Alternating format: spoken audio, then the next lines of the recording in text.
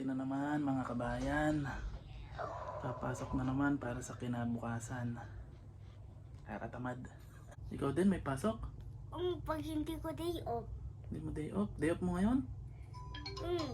So guys, day off daw ni Sky kasi wala siyang pasok ngayon kaya day off siya. Ayan, kung nandito kayo sa Abu Dhabi, try nyo mag-enroll sa school ni Sky kasi napakagaling ng mga teacher doon. Angel School. Bali, anong school? Angel School. Angel School daw. Iba, Angel High. Angel High. Kasi late enrollee si Sky. Late na siya nag-enroll. September na, Arlene. September na, pero 1 week, 2 weeks pa lang, marunong na siyang magbasa at saka magsulat. As in, before hindi siya marunong bumasa at saka sumulat. Pero ngayon, ang galing na niya magbasa at saka sumulat at saka lahat. So, magaling yung teacher doon. Promise. Mura lang yung tuition tapos magagaling yung teacher. So, kung nandito kayo sa Abu Dhabi, i-recommend ko yung school ni Sky. Talagang quality yung mga teacher doon. Hindi sila duwapang sa pera. Talagang sulit yung ibabayad nyo doon. Araw sa wakas, nainitan din. Napakalamig kasi sa kwarto. Sarap pag naaarawan. So, papasok na ako. Ito na ako sa bus stop.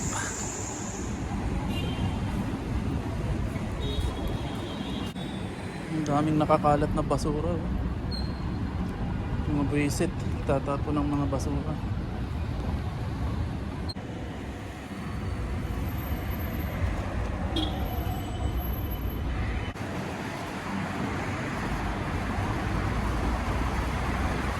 Hi Lynn! Kamusta sa... Kamusta naman ang day off? Oh. Sana all laging mahaba ang day off. Guys, si Lynn nga pala yung kasamahan ko sa trabaho. So isa siya sa mga nabigyan ko ng trabaho, pinasok ko sa trabaho. Hello po. Papasok na kami, nagabang lang kami ng bus.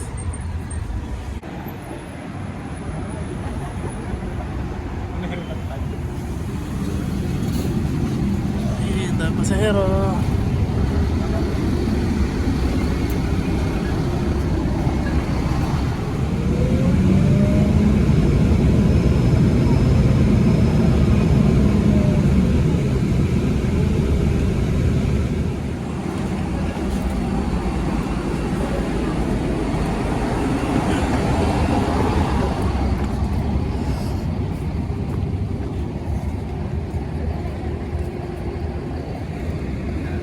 Hoy, Lynn, saan ka dadaan? Ari po pala. Mayaman. Dito na ako sa trabaho. Trabaho na ulit. Luluto ako ng popcorn. Ibenta kami ng popcorn. Yan na si Lynn. Okay, yun nga. Dumating na yung Emirates ID ng asawa ko.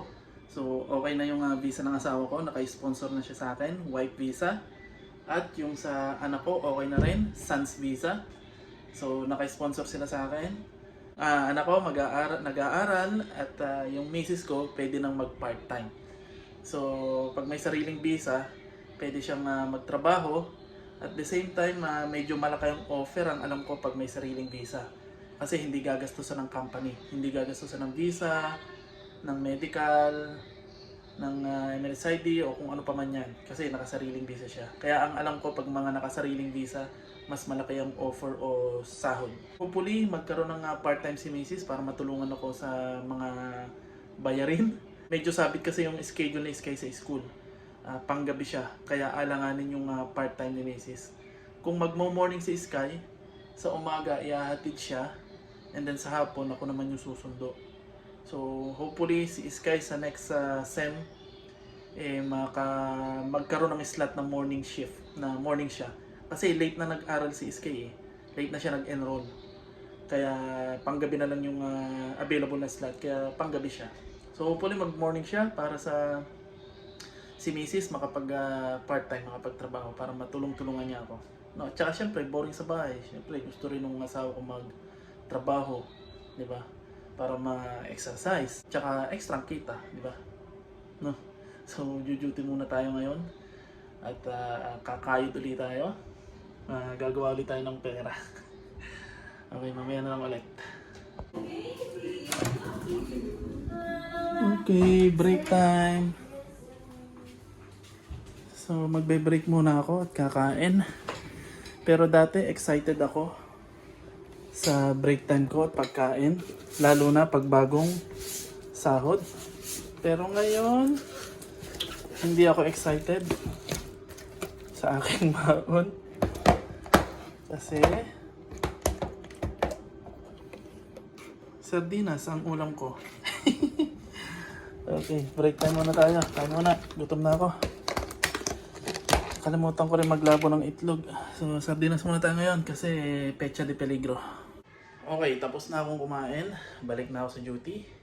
Dito naman sa United Arab Emirates, pag visit visa ka, tourist visa ka, maghahanap ka ng trabaho, kailangan na hindi ka suplado o suplada. Kailangan batiin mo lahat. Kailangan makapagkaibigan ka, kailangan pala kaibigan ka. Kung nagiinom ka, makapag-inuman ka. Tapos lagi kang sumama kung magagala-gala para magkaroon ka ng connection, para makapaghanap ka ng trabaho. Kasi yun yung mga way dito na karamihan na natatanggap sa trabaho. Except dun sa mga online kasi uso din dito yung online. Mostly online dito. Ako, lahat ng trabaho na pasukan ko dito, natanggap ako through online. So, uso din dito online at saka yun, dapat pala kaibigan ka. Kasi kailangan mo rin ng mga backer para mabilis ka makapasok sa trabaho. Ayun, kung nagiinom ka, makapag-inuman ka, kumabarkada ka, bumarkada ka. Ayun, para makahanap ka ng trabaho, magkaroon ka ng mga maraming kakilala. Yung iba nga sumasali sa mga ibang relihiyon. Yung mga, alam mo yun, mga religion. Ayun, as long as maging mabuti kang tao, wala kang sinasagasaan, nasa sa'yo yan. So kung sinong kung anong paniniwalaan mong relihiyon, wala namang masama doon basta wala kang ginagawang masama. So yun, as long as pag nakakita ka ng trabaho, ayun, ano ka na, masaya ka na, makakatulong ka na sa pamilya, matutupad mo na yung pangarap mo.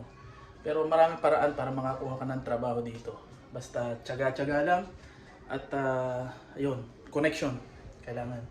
Okay, tapos na akong kumain. Magtsatsaa naman tayo. Ayan. Araw-araw ako nagtsatsaa kasi magaan to sa tiyan. Kumpara sa kape. Kasi pag nagkakape ako, busog at saka nagpapalpitate ako. Pero to okay to. Magaan sa tiyan. Tsaka, ano mo yun? Nakiklear yung mind ko pag umiinom ako nito. So, tsaa muna ako. Puro yan. Walang asukal at walang honey. Puro. Napakapakla at saka wala lasa. Okay guys, ito nga pala si Lynn. Tanungin nga natin siya kung kailan siya nagsimula dito sa UAE. Okay? Lynn, kamusta? Eto, mabuti sa awa ni Lord. Lynn, paano ka nga pala nakarating dito sa sa UAE, sa United Arab Emirates? Visit visa ka rin ba? Yes sir, visit visa ako 2013 if I'm not mistaken. 2013? Yes, that was matagal ka na pala dito. 2013. So, I applied in the agency in the Philippines, sir. Nag-agency ka? Opo. Hindi ka visit visa? In, So, in-sponsoran ka ng company na visit visa? O may trabaho ka na... by the way, sir, sa Pilipinas nag-apply na ako agency. Para pagdating ko dito sa UAE, Anong may visa work mo? na ako. May So, work ka na. company yan. Okay. So, nag-work ako as a sales. Sa garment siya, sir.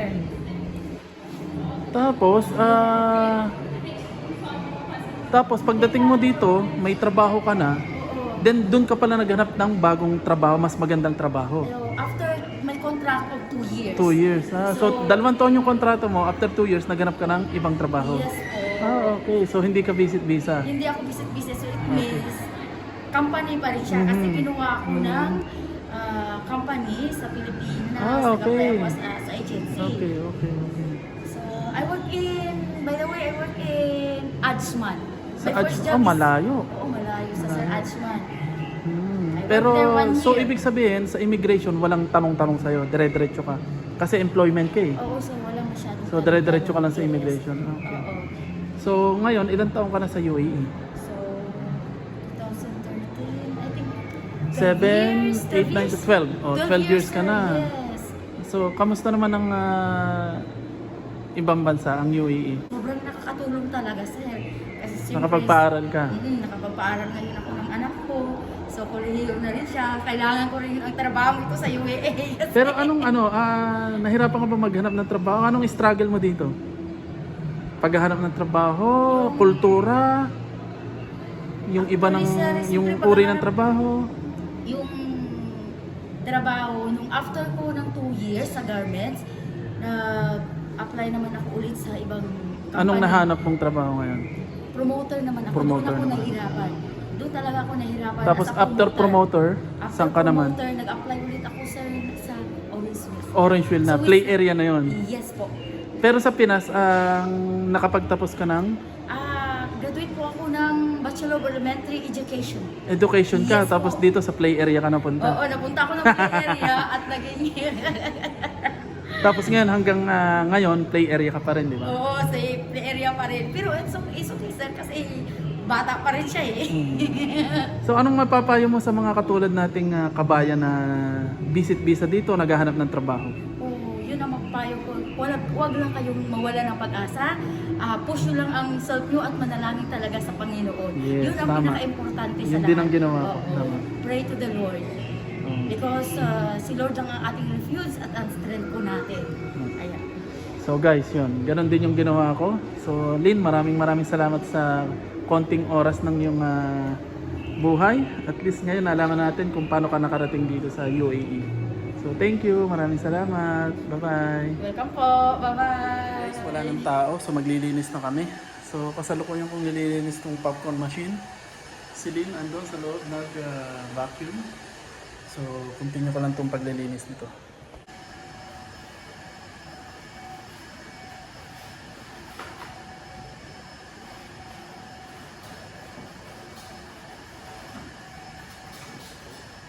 Nakamahirap linisin to popcorn machine kasi matatalas yung parts niya. Hey guys, closing na. Uwian na kami ni Lynn. Bye! Bye! Thank you Lord for today. Thank you for today. Bye, ba't bukas yung ilaw? Automatic yan. Okay, tara na. Let's go. Ay, masala. Ano meron? Rata! Ano ka bukas?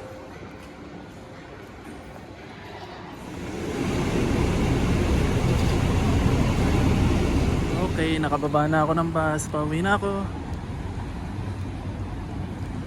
Nandun na yung mag-ina. Nag-aabang sa akin. Hey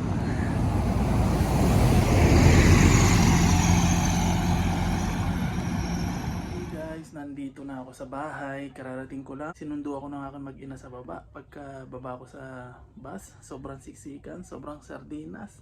Ang sigip-sigip, ang hirap mag-bus pag number na yun. So susunod doon ulit ako sa kabilang number ng bus sasakay. Dalawang sakay ako pero at least maluwag naman at konting lakad lang. Pero dito sa sinakyan kong bus, napakahirap. Siksikan talaga. So paano, see you na lang sa susunod na video. Bye! Tapos namin isa na namang araw ng day off. Nasis kayo, naka Minecraft. Kaya anong ginagawa mo? Nanonood. Sige. Alice Chloe. May mga visa na siya. May visa na siya. May visa na rin si Arlene. Arlene, anong pakiramdam ng may visa? Wala, same. Ay, nako.